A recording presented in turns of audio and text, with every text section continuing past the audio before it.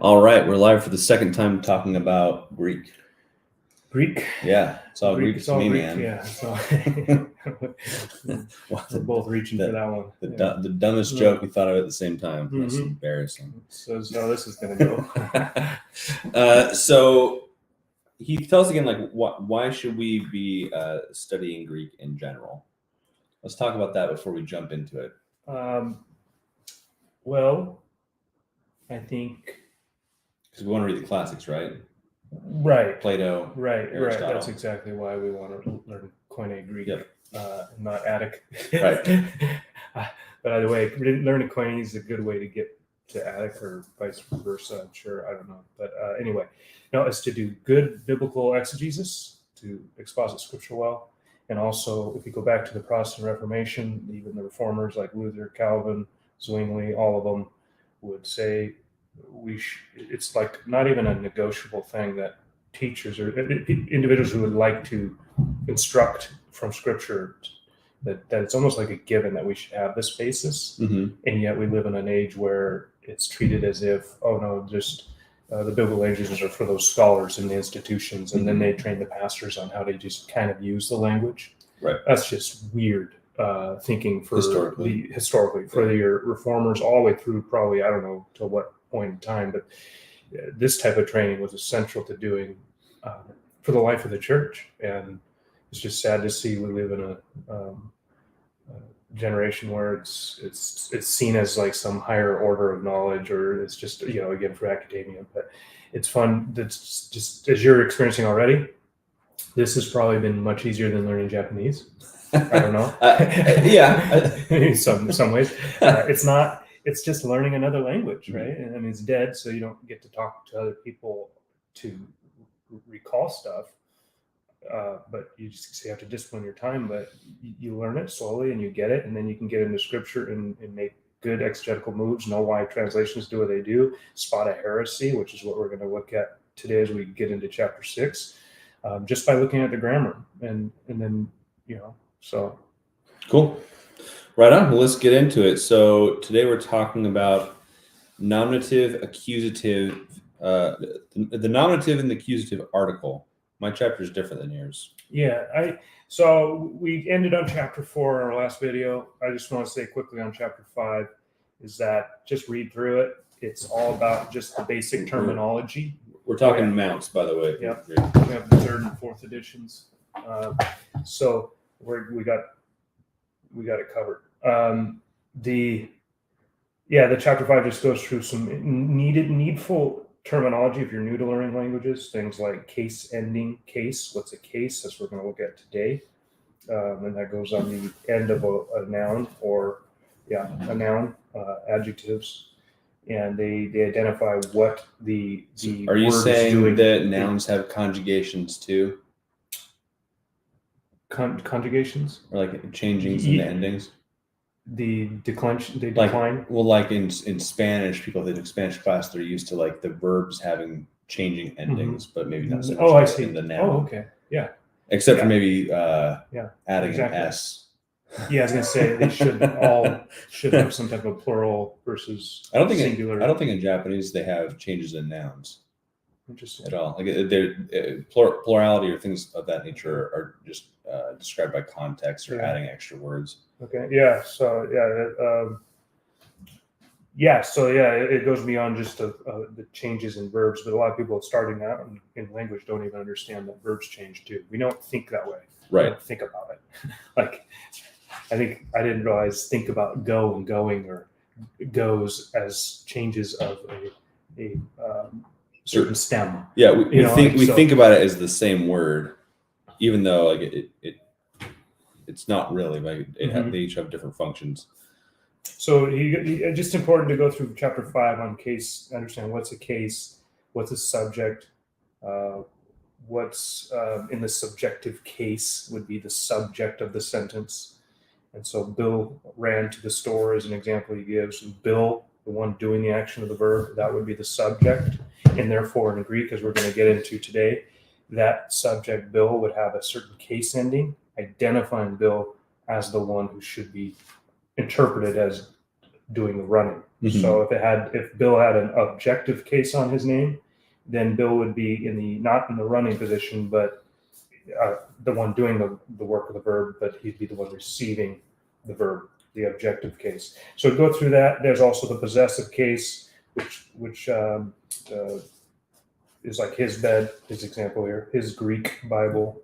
So he mentions in the book that while in English, word order is important to distinguishing meaning between words, as opposed to Greek, that order isn't important in terms of function within a sentence. So it's the case endings that will tell you how a word functions. And that's why it's important to know the nominative and the accusative. Right, and then the ordering in Greek can be intentional for emphasis. Right, but it's not necessarily where the word's going to end up when you do your translation.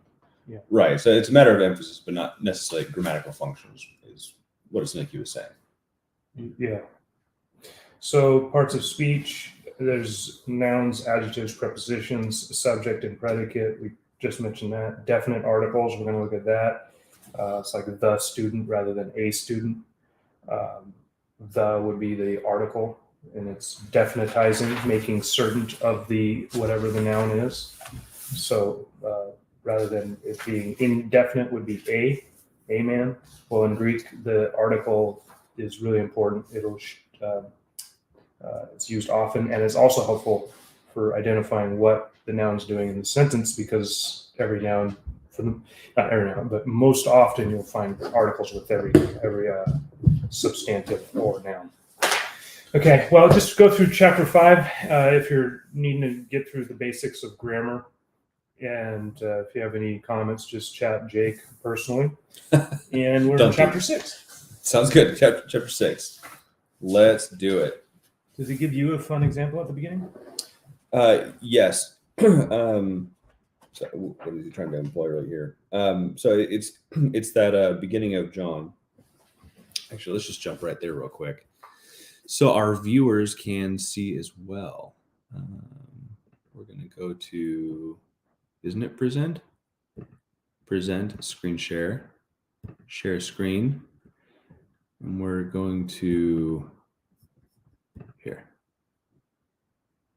Awesome. Great. So particularly the first verse is what he is. Wait, no. Isn't the first verse? Very last. Yeah. Yeah. Kai, theos, and alogos, or halogos. Yeah. Could you just highlight the last part of that verse? If someone's new, they're not gonna get there. Yep. I wouldn't get there. So that's the part he's looking at in the opening of chapter 6. And his point here is, as we're going to get into it, is he wants to show, because we're on, again, the title of this section is Nominative, Accusative, and the Definite Article. And then this example is a perfect one, showing the importance of the definite article, also the nominative article, and then just how, and then I think he also uses this just for fun to keep students encouraged to learn, because there's other dynamics in this verse that we have not learned and we won't learn for a little bit, but he mentions it, and he does such a fine job. We really don't have to explain much about it, but would you just want to read it again, Jake? Yeah. Kai theos ein halagos. So when Jake just said ha, that's the article, and that's the in Greek. So that's the little circle right before the logos. And that would mean that this is, we're going to look at the ha is a nominative article, meaning it's going to be the subject in the subject position. And yet it's placed in the object position in the way that John wrote it, which through the other word, which was theos, up front. And so the theos is in the natural subject position, when in fact it should be in the predicate position, but going after the ein. So with that said, why does he do that? Mounts does a wonderful example. So I don't know how much we have to really talk about it here, but basically he's just saying that, as Martin Luther says, that the lack of the article is against Sabellianism. That would be there's no article on theos. So the Word is not the God, i.e., the Father, who was in the beginning with the Word. So if there's an article on theos, if there's a ha there, then you would fall into saying that the Father and Son are actually just modes of one God. Now, since there is no article on theos, but there is an article on logos, we see that, and so there's a difference here, and yet theos is put up front. Well, why would he do that? John's trying to, obviously, the most explicit reasoning for doing this is to emphasize the theos without confusing theos with the Word, which goes back to Luther's point that, I'll say it again, as Martin Luther said, the lack of the article is against Sabellianism. That's with regard to theos. The word order is against Arianism. So the word order would be against that Jesus is just some creature, because by putting theos up front, you have generally in Greek, when you do that, especially in this construction, you don't really know why else you would do it, is to qualify the word by all the attributes or qualities of the noun that is God. I want to sound super stupid by asking this, but the first time for me looking at the Greek, I have these kind of thoughts, right? Yeah. Roughly first time. It feels like there's a really interesting symmetry to the way that the phrase sounds. Mm-hmm. So, in English, like we were talking about, you would put the word at the front, right? Mm-hmm. So, and the word was God. Mm-hmm. But the way that it says it here, enarchi ein hologos, kai hologos, ein proston theon, kai theos, ein hologos. Like it just, especially the ending there with ending on the word God, it says, the first phrase, in the beginning was the word is with God, mm-hmm. ending on God. And then it says, and God was the word. Yeah. There's kind of this like almost parallelism kind of feeling, like you almost get in the Psalms. Mm-hmm. I wonder if there's this kind of like in essence saying the same thing twice. Yeah, like a Hebraism. So you'd have like A, B, B, A. Mm-hmm. You have logos, theos, theos, logos. Mm-hmm. Definitely. I mean, that's but if so, yeah, there's like, a beauty to it, and that's something to say about it. But I'm just saying, like, I wonder, like, if he's kind of, if John is kind of getting a sense, like being in the beginning with God is in essence, you'd have to be God as well. Yeah, well, the word was the one in the beginning, right? Mm-hmm. Yeah. No, so yeah, I get that. I was just wondering, what's the point on if you're making a point, whether John is coming out with a bit of a Hebraism here. Mm-hmm. I don't know if that's. Maybe it's too. That'd be something I have to look at on another time. I can't confirm or disconfirm that. Yeah, fair enough. But I do think you're right. That is the structure. It's just interesting how and maybe there is nothing there, but at least it's pulling out some potential new information for me, just looking at it, even just the structure, right? Reading it for a few times. And there's certain things that seem a little bit more significant than reading in English. So you get to see a little more of the beauty. I don't know. I mean, the only problem with saying it's a Hebraic is that the first half wouldn't fit that model. So you have in the beginning was a word, and then you have word again. The word was with God, so you don't have the balance, the symmetry till kai ha logos, mm-hmm. and then from there. So the first part is not part of it. It'd be more of an introductory, but again, that's a whole other thing. Something people can think about. But when you do look at their languages in them straight up like we are now, you can start to see rhythm and symmetry and things of that nature. Now, the reason why I'm being hesitant to say that that's merely what John's doing here is because it seems more what he's doing here is what Luther's pointing out is this is really the only way to construct such a position where you're denoting Jesus' deity without confusing him with the Father. It's like dancing on a pin needle. Yeah, I don't know what else he would have done. Yeah. But at the same time, maybe there is that extra layer of eloquent beauty that shows the divine inspiration of this, that not only does he do it, but he does it with a poetic expression, which is, to your point, would be that added beauty of the biblical authorship that indicates its own inspiration, confirms it. There is no book on earth in terms of 66 books of the Bible that is so amazing and philosophically and theologically, historically, everything about it is just nothing comparable. But that's another conversation. Yeah. point being, Jake makes a good point that even reading it, there's this beauty and eloquence to it, especially John chapter 1 above all.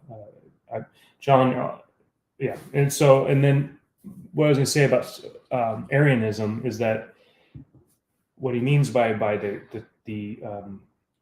structure of the sentence keeps you from Arianism is that theos was put up front and ta logos was put in the back in the opposite positions, which means if this was meant to say the word was a God, John, if that was what he wanted to express, he would have and should have just put theos at the end and halagos up front.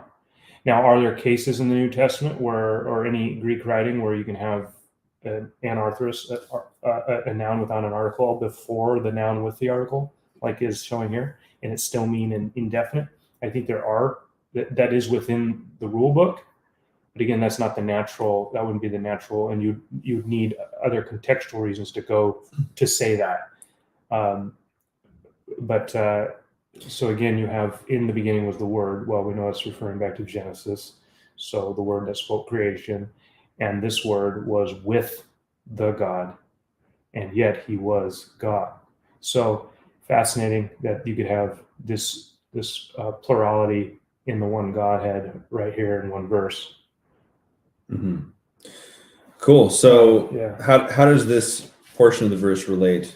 Can we point out the definite articles really quick and the declensions that are related to that in this passage? Mm-hmm.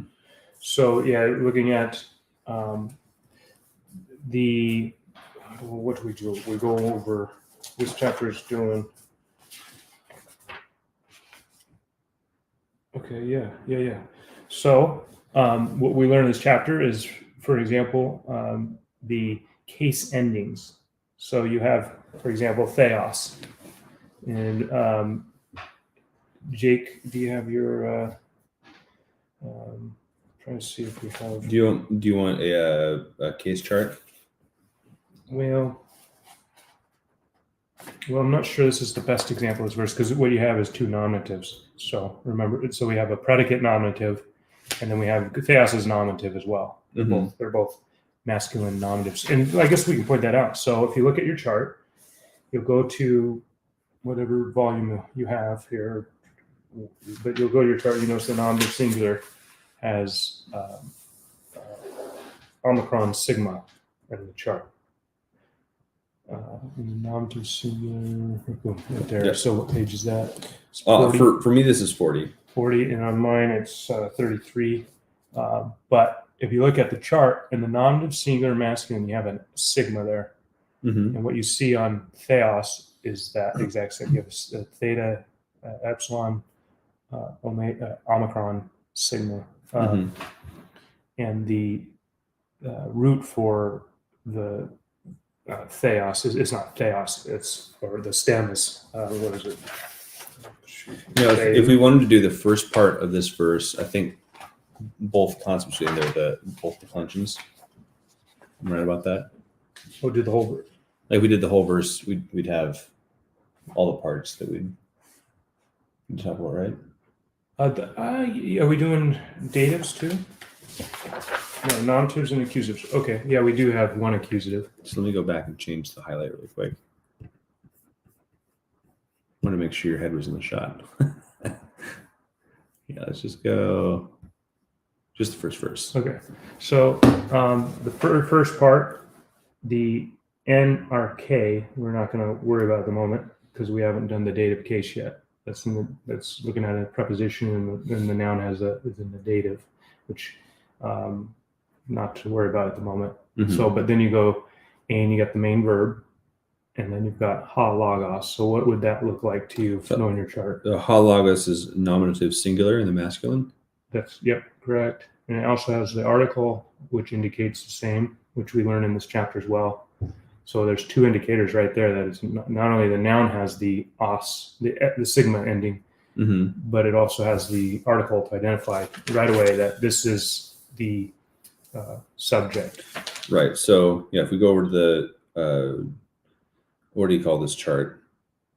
You probably could translate it. The word was in the beginning.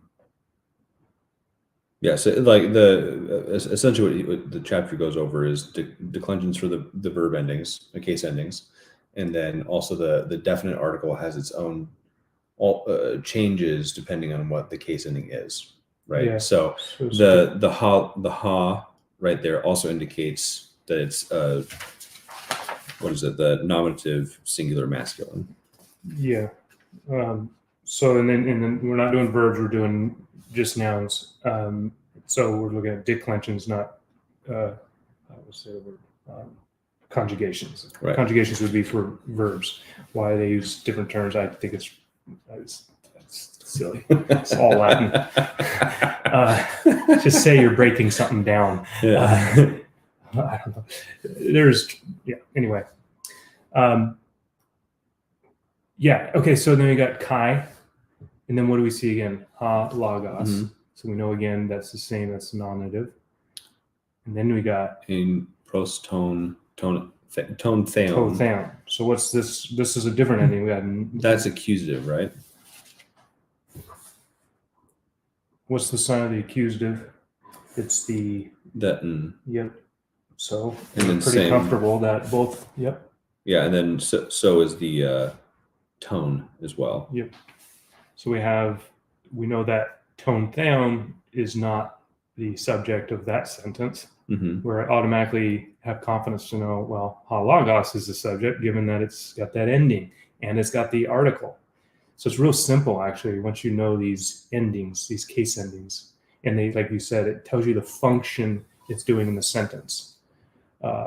So in that case, the function is one's a subject, the other's function is the object, and then we just put those in the right spot with the main verb, which is was. So the word was with the God. And God, it doesn't notice that it doesn't have that article this time, but it does have the nominative ending. So maybe it is God was the word. But the problem is, we spot that last one actually has the article. So in this case, this is indicative that this one, the article, is going to go up front. Whereas the other one is just theos, which could mean either a God or it could mean the qualities of God. And so really we need to make our determination on that based on the syntax, based on context, based on what John is doing. And so I would say the strongest argument for saying this is a qualitative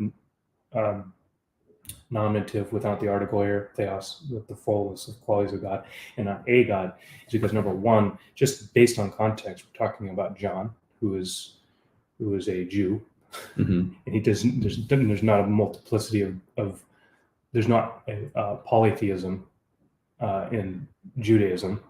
So that's just getting out of this world. Now, could there be a creature like God? Some people have tried to say that. Jehovah's Witnesses that this is God is like the firstborn of creation, like a real higher being.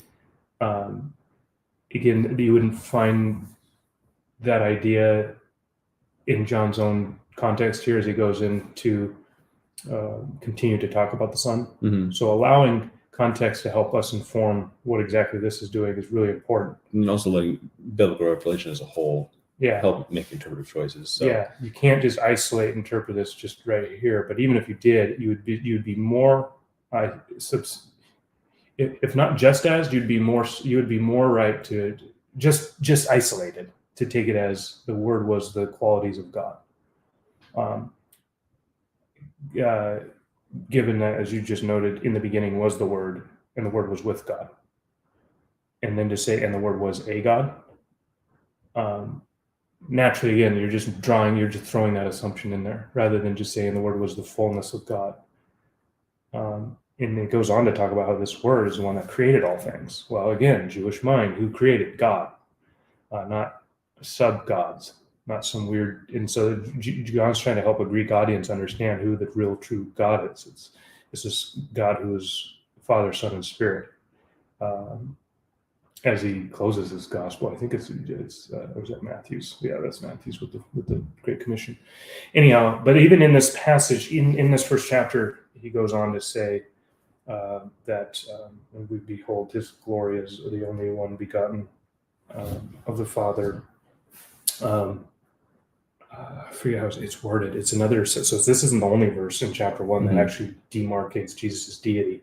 It continues. I'm not pronouncing it right.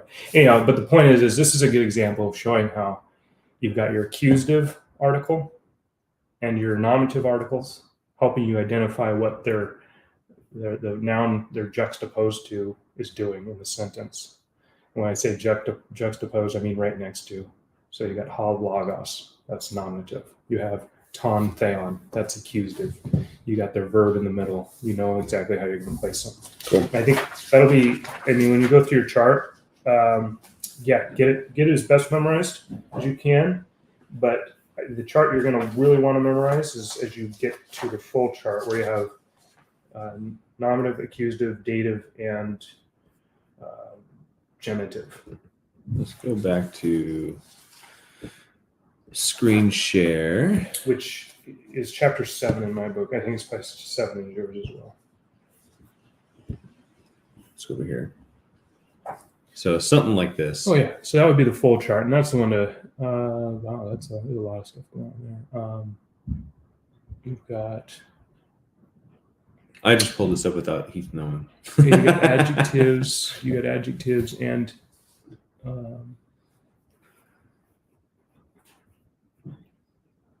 Yeah, that's a good one. That's helpful because you're going to. That's all. You're going to get into all of that soon enough. But the big thing is the. I don't like it. I think you're going to want to use mounts as use mounts because he uses these color endings that help you just to sort out your case endings from the actual noun itself. Cool. Which I think he does that. No, he doesn't use color in yours. Doesn't use. I think he uses blue and. They took out the color. Such a sad world. You know, maybe I'm thinking of my cheat sheets. Yeah, that's a good chart, and then you just compare it with his charts in here, so you can isolate what the endings actually are. So that's your main goal: is just memorize the endings, know how they function, and start working it out in readings. Cool. Personally, we talked last time about reading it over and over. So I've just been taking John chapter 1 and trying a little bit every day. Just read a little bit of it, and maybe mouth it as I go along. It's been making a lot of this feel more familiar. Even like I'm looking up definitions as I'm going along. I have an app that helps with that. So it's making it feel a little more familiar, even though it's not. I'm not good at understanding exactly what's going on. It's just making it feel recognizable. And that'll be really good. Jake brings up a great point: is that you'll become a really more confident and smooth reader if you're reading a lot out loud from the beginning, or at least it's some type of a tone, so you can hear yourself. Mm-hmm. It's something I never did, and I'm going to start working on while Jake's doing it, which I didn't do this last couple of weeks. So I never did it, and now I kind of regret it, but I kind of don't. I mean, it doesn't impact exegesis, but it does impact your ability to fluently speak if you need to do a sentence. Oftentimes in exposition, just to give comfort to people who struggle with pronunciations in general, oftentimes if you're a pastor learning Greek, you don't often read more than one word at a time to an audience. So, but the time where you'd want to read a full sentence or maybe a phrase is often when you're teaching it to a class, just to give the students a sense of the sound. So again, to our point earlier, that if you really want to go on to teach with excellence, you'd want to be really smooth in your reading. Mm-hmm. At least for me, because I'm not memorization. Yeah, I'm not planning on teaching it, but just I'd like to be at the point where I can at least read it fluently and not need to be doing grammatical gymnastics in my head to make sense of it. Oh, I see. I see. So for me, that's why reading it out loud is, I know it's going to be helpful for me to get a rhythm of the pacing of the language. Mm-hmm. That would be, you have to keep me updated on how that goes. I wonder, I was thinking, for me, if we're being super analytical about each sentence, there's so many ways to construct its meaning that would be, I've just always had a hard time with that, because it would just be a gloss reading, I guess. And I just get so frustrated with gloss readings that I think it could or could not be the case, because I just glossed through it. Where we'll get later into Greek when we talk about participles and how participles act in a sentence. You're right. Oftentimes, it's just a smooth reading. You'll make sense of it. But sometimes you'll have your main verb way at, like, down in verse 14, and Paul's Ephesians 1, and you're reading through, you're like, I don't have anything to hinge off of. That's very intimidating. But again, if you're a Greek mind, I bet that would be a beautiful thing if you learn to read and go with the artistry, or the way the language was in itself. You learn to think that way. Yeah, I don't know. That's fun. It's just we don't often in English have a verb at the end of the paragraph, the main verb. Could you imagine? Yeah. You'd be like, get to the point. Talk about tension building, right? Yeah. Man, yeah, that's interesting. Yeah, it's an approach I've never used, and it's so weird for me to think about. But I might try that. Just start reading and see if that helps me with my interpretation. I feel like some of the most fun I've had in Japanese was when I had like a full story that I was working through, and even though I knew I wasn't going to understand everything, if I either listened to a recording or just read it as naturally as possible, and then just kind of absorbed what I could, knowing that I'm probably not going to pick up most of this, but the parts that I do is going to feel really good. Yeah. And just go from there. Yeah. So. The exegesis portion at the very end of the chapter might be a fun one to work through, just like you're saying, just to read the sentences and then see what he's doing, showing you just some little nuances that will get you going into fun translation already in chapter 6. I think the example one, I'll just do the first one. You have 1 Timothy? Is this in chapter 6? Yeah. Oh, he's using different verses? Yeah. Whoa. This is fun. Okay. He decided to change it up. So in the third edition? Third edition, he has John 3:16. John 3:16, he wants us to know, he's just pointing out what the direct object is in the sentence. Wait, I have that one. Oh, below. Here. Okay, so you added an extra. Oh, yeah. I have it too, but it's not. There's nothing there. Oh, weird. Oh, he gives more. He added a verse. Yeah. Cool. Wow, he's getting crafty on. I mean, he's okay. So if you got the 4th edition, it says the primary function of the nominative case is to indicate the subject of the verb. And he goes on to show ta de telos. Telos, we know that word, right? And our goal. Os, we see that ending. So what's that tell us? Nominative. But then we got taste. We're going to learn taste is the genitive. So the end of something. Parengelesia, estin agape. So we have the end of the goal of this command. Oh, he's got it here. Is love. So the point he's making there with this is, I don't know why. I think it's fun that he used this example, because he's not just using a nominative. He's using it in relation to a genitive word, which modifies, which you can see in his translation that the telos is modified by of this command. So it's not just any goal, but the goal of this command, or this command's goal is love. All that to say, in the upcoming chapter, we're going to learn about the genitive, which is probably why he's bringing this up here, because the next chapter gets into the genitive cases. Cool. Yeah. So awesome. Cool. Well, thank you guys for joining us today. Hopefully this is beneficial to you as we're going through Greek, and that we're able to keep on growing in the knowledge of the love of God and go from there. Amen. Sweet. See you guys around.